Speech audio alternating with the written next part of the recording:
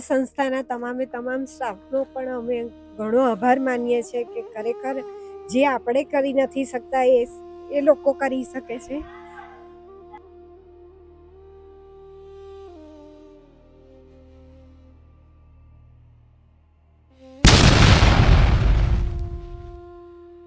પાંચસો કરતાં વધારે મંદબુદ્ધિ ભાઈઓ અને બહેનોનો આશરો એટલે માનવ પરિવાર ટ્રસ્ટ. અને મારી સાથે જે મહેમાનને જોઈ રહ્યા છો, આવો ટૂંકો પરિચય મેળવશું. દાદા, આપનું નામ જણાવશો? મનોજ નંદલાલ શાહ, વડોદરા. મનોજભાઈ, તમારું નામ? મનોજભાઈ રમણલાલ શાહ, વડોદરા. તમારું નામ? નિકેશ પ્રવીણચંદ્ર શાહ. પ્રિયા મનોજભાઈ શાહ. મુક્તિ મનોજ શાહ. રીટા મનોજ શાહ. અને મનોજભાઈ, જણાવશો તમને કેવી રીતે ખબર પડી આ માનવ પરિવાર ટ્રસ્ટ સંસ્થા છે અને બિનવારસી જેના ઘર પરિવારમાં આજે કોઈ નથી એવા લોકોને આ માનવ પરિવાર ટ્રસ્ટ આશરો આપી રહી છે, આ સંસ્થા તમને કેવી રીતે ખબર પડી? અમને અમારા મિત્રો દ્વારા, વોટ્સએપ દ્વારા, ગ્રુપ સાથે અને સોશિયલ મીડિયા દ્વારા અમને આની ખબર પડી. એટલે આજે અમે પાલિતાણાના દર્શન કરવા જઈએ છીએ તો અમે રસ્તામાં માનવ પરિવાર ટ્રસ્ટની મુલાકાત કરી અને અમને ખૂબ જ આનંદ થયો, અમને દુઃખ પણ થયું. અને આ સંસ્થા આટલું સુંદર કામ કરે છે એ જોઈને અમારી આંખમાં આંસુ આવી ગયા. એટલે હું દરેક સમાજના વ્યક્તિઓને મારા અંતરપૂર્વક વિનંતી કરું છું કે આવી સંસ્થામાં ફૂલ લઈને ફૂલની પાંખડીથી જો આપણા તરફથી કોઈ પણ સપોર્ટ મળે, અનાજ રૂપે, પૈસા રૂપે, તો એક ખૂબ જ પુણ્યનું કામ મળશે. જેટલું આપણે ભગવાનને ત્યાં દર્શન કરવા જઈએ છીએ એનાથી પણ કદાચ આ વધારે પરિવાર સુંદર કામ કરી રહ્યો છે, તો આપણે અમને સપોર્ટ કરવો જોઈએ. એ જ મારી આપ સૌને વિનમ્ર વિનંતી છે. સંસ્થા બહુ સરસ છે અને બહુ વ્યવસ્થિત કામ કરી રહ્યા છે બધા જ ભાઈઓ, અને વ્યવસ્થિત મનબુદ્ધિના રાખે છે લોકોને. માટે મહેરબાની કરીને યોગ્ય ફાળો આપશો. અને કાકા, તમે જે વાત કરી કે આ ચિત્ર જોઈને તમને દુઃખ થયું. દુઃખ એટલા માટે થાય છે કે આપણે ખરેખર આપણા નજીકના સગાને આવી રીતે તરછોડી દઈએ છીએ અને આ સંસ્થા એમને કેટલો બધો પ્રેમ આપે છે. એ જ જીવનની ખરી મહાનતા એ જ છે અને એ જ આપણે સમજવાનું છે કે આજની તારીખે જો આપણા કોઈ પણ નજીકના સગાને આપણે આવી હાલતમાં જો છોડી દઈએ તો કેટલી બધી ગંભીર બાબત અને કેટલી દુઃખમય વસ્તુ કહેવાય. અને આ સંસ્થા કોઈ પણ જાતના સ્વાર્થ વગર એમને લઈ આવી અને ખૂબ જ સારી રીતે સેવા કરે છે.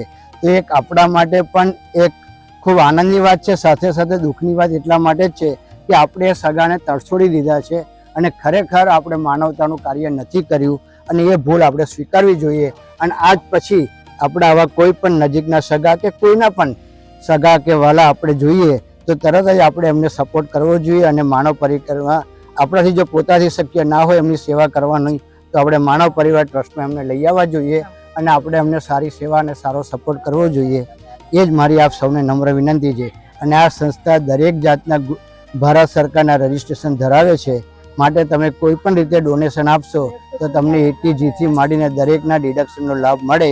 તો આજે કોઈ પણ સંસ્થામાં બીજી સંસ્થામાં દાન આપવું એના કરતાં આ સંસ્થામાં પહેલાં દાન આપવું મારી દ્રષ્ટિએ ખૂબ જ યોગ્ય છે.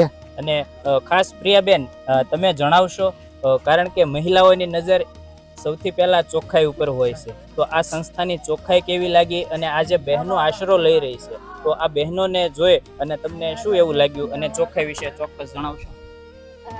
સંસ્થાની ચોખ્ખાઈ તો 100% સારી છે. ક્લીનલીનેસ મેન્ટેન કરે છે, હેલ્થ અને હાઇજીનનું બી ધ્યાન રાખે છે. વુમન સેફટીની વાત કરીએ તો એ બી અહીંયા આગળ સચવાઈ રહેલી છે, કારણ કે આ અમે રૂબરૂ જોયું છે કે women's R safe here. So we can trust this institute, this trust for hygiene, safety, cleanliness, all the things. અને તમે શું કહેશો બા? આ સંસ્થાના તમામે તમામ સ્ટાફનો પણ અમે ઘણો આભાર માનીએ છીએ કે ખરેખર જે આપણે કરી નથી શકતા એ લોકો કરી શકે છે. હું સમજી શકું છું કે તમને જે આંખમાં આંસુ આવી ગયા છે, એવું લાગે છે તમને કે આ જે લોકો આશરો લઈ રહ્યા છે એના ઘર પરિવારમાં કોઈ નથી. આ ઘર પરિવાર વિહોણા, હવે એનો સાચો પરિવાર આ માનવ પરિવાર ટ્રસ્ટ છે. આ ચિત્ર જોઈને તમને જે આંખમાં આંસુ આવ્યા છે હું ચોક્કસ સમજી શકું. તમામે તમામ વ્યક્તિઓને સમજવું જોઈએ અને સંસ્થાને ગમે તે રીતે સપોર્ટ કરવો જોઈએ અને આવી રીતે પોતાના જે હોય એને આવી રીતે ના તરસતા. ચોક્કસ પોતાના હોય અને લોકો ઘર પરિવાર વિહોણા થાય, આ બધા એવા જીવ છે એને ચોક્કસ એના ઘરની યાદ આવતી હોય. કદાચ બા નહીં બોલી શકે વધારે, કારણ કે એનું જે દુઃખ દ્રવી ઉઠ્યું, એનું જે એને બાએ આ જે ચિત્ર જોયું, આ બહેનોને જોઈ હૃદયમાં કદાચ એક અરેરાટી વ્યાપી હશે કે પોતાનો પરિવાર આ હદે અન્યાય કરી શકતો હોય છે, પરંતુ આવા ચિત્રો આપણને જોવા મળતા હોય છે, કારણ કે આશરો લઈ રહેલા તમામ જીવ એના ઘર પરિવારમાં કોઈ નથી. એક સમયે એનો પરિવાર ચોક્કસ હશે, પરંતુ એને ઘર પરિવારથી જ્યારે તરછોડવામાં આવ્યા ત્યારે જ આ લોકો રોડ રસ્તે આવ્યા હશે. કે આ સંસ્થા જે કામ ઉપાડ્યું છે ખરેખર એને ધન્યવાદ કરવા જેવું છે, કારણ કે આ સંસ્થાએ આવું કામ કર્યું છે ત્યારે જ આવી વ્યક્તિઓ અહીંયા સેફટી સારી રીતે રહી શકી છે.